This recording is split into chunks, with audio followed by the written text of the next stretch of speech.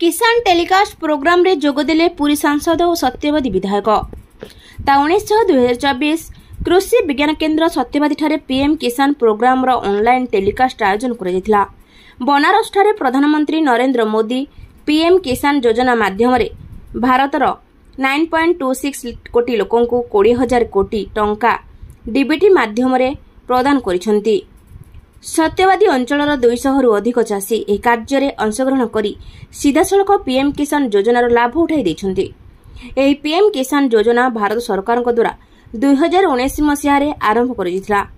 कृषि विज्ञान केन्द्र ठारे आयोजित कार्यक्रम में मुख्य अतिथि रूपे जोगदेइथिले मान्यवर सांसद डॉक्टर संबित पात्र और सम्मानित अतिथि रूपे सत्यवादी नवनिर्वाचित विधायक श्रीजुक्त ओम प्रकाश मिश्र।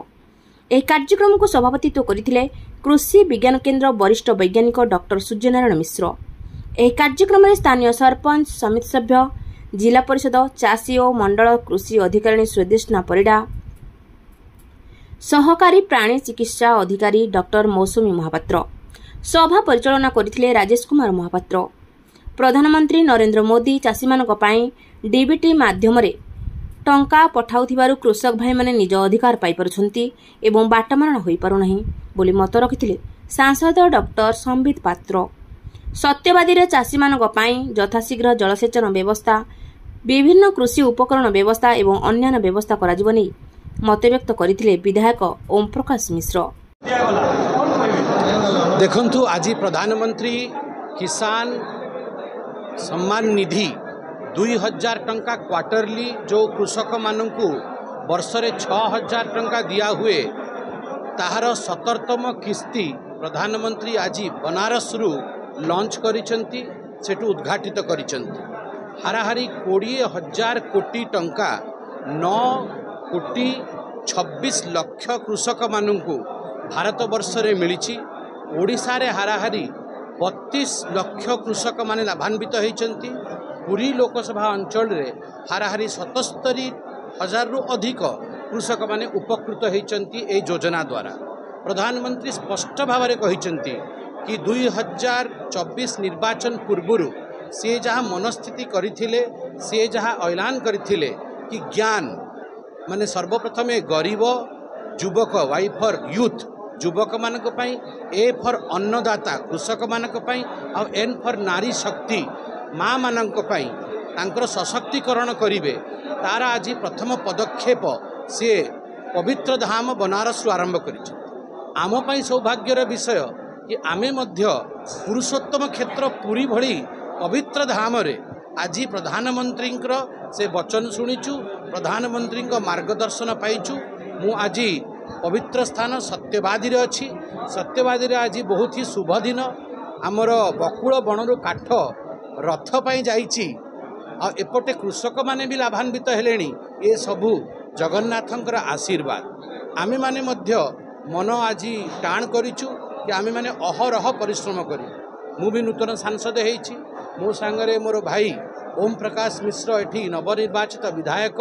ऑफिसर माने भी अछंती। जिला परिषद सरपंच नोमिनी सब उपस्थित अछंती। समस्तंकर उद्देश्य होछि ए पुरी लोकसभा अंचल रे जो 77,000 कृषक माने कृषि सम्मान निधि लाभान्वित होचंती ताकू द्विगुणित केंती करिबा। आसंता 5 वर्ष भितरे आकु आमको द्विगुणित करिबा को अछि। अधिक कृषक मानकु आमको वेरीफाई करिबा को अछि, तांकु ए योजना संगे जोड़िबा को अछि। तत्सहित आम कृषि विज्ञान केन्द्र लोकंक सहित कृषक मानक सहित डायरेक्टली केंती जोड़ी हबो ताहा पई मध्य गोटे रिव्यू मीटिंग यथाशीघ्र रखा हबो। ताहाकू नेकी विधायक बाबू आ मु सांसद आमे दिजण आमर अन्य जनप्रतिनिधि संगे चर्चा करिकी यथाशीघ्र ए रिव्यू मीटिंग मध्य करिबा। पुरी ठारे वरिष्ठ वैज्ञानिक मुख्य हिसाब से कार्यरत आज जो कार्यक्रम होता आमर माननीय प्रधानमंत्री गोटे पीएम किसान योजना जो आरंभ करते 2019 मसीह से प्रति 4 मासरे थे 2,000 टंका टोटाल वर्ष को 6,000 टंका दौले। से पीएम किसान माध्यम जो पैसा दौले आज से हाराहारी 9.26 कोटी चाषी मानू आज 20,000 कोटी टंका वाराणसी गोटे प्रोग्राम होता पीएम किसान गोटे बटम दबाई समस्त अकाउंट रे आज सीधा सड़क पैसा पहुँची। से कार्यक्रम को आम एठी ऑनलाइन माध्यम सीधा प्रसारण करूँ एवं चाषी मैंने जो मैंने अच्छा लाभार्थी से आसी एटी देखुले प्रधानमंत्री अभिभाषण तथा अन्य मान्यगण्य व्यक्ति मैंने से सभार उपस्थित थे तांकर अभिभाषण शुणी एवं आमर यही सभा को आम निमंत्रित करूँ आमर पुरीर सांसद डॉक्टर संबित पात्र महोदय एवं आमर सत्यवादी स्थानीय जी अच्छा आमर एमएलए ओम प्रकाश मिश्रा सार को ता सहित जिला परिषद जोन 32 और जिला परिषद जोन 33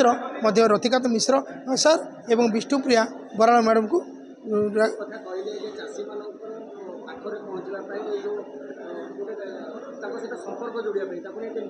नाई मु निश्चय प्रतिक्रिया रखी संपर्क आम चाषी मान सहित अच्छी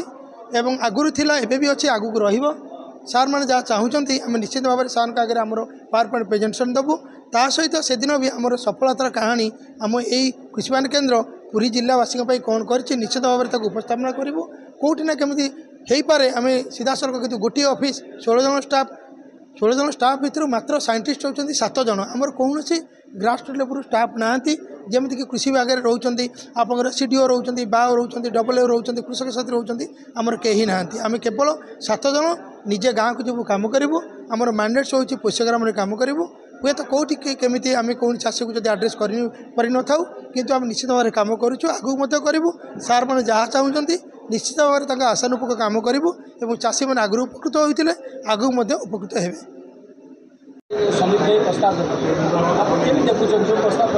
चाषी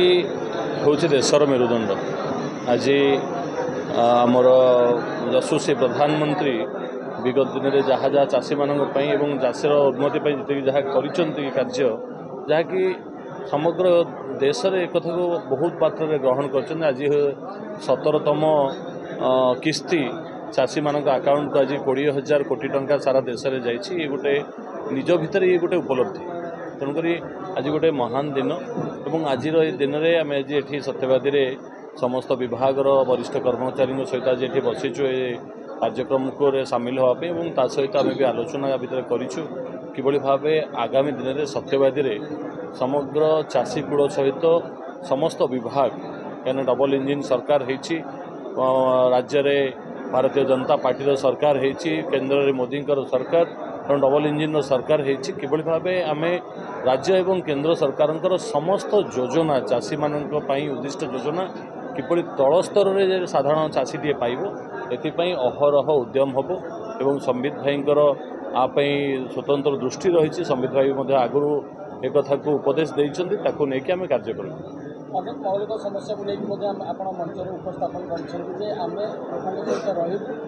लोकों अन्य जो योजना गुड़िक लोकों पाखे पहुँचनी प्रधानमंत्री आवास योजना हो अन्य जो योजना कार्यकारी करने खूब शीघ्र चेष्टा करें देखो बर्तमान तो आमर 12 यात्रा गला आप जानते आम पर पुणी 21 अच्छी आम 4 तारिख जन्म होइथिलु बर्तमान एबे 12 यात्रा सरी तेणुक ये समयानुक्रमे सब कथा बहुत भल हम एवं समग्र ओडिशावासी आज जो कथा भारत यशस्वी प्रधानमंत्री कहीकि जाइथिले जे आपण माने गोटे थर मते आशीर्वाद करंतु मो 5 वर्ष भितर ओडिशा को एक समृद्ध राज्य में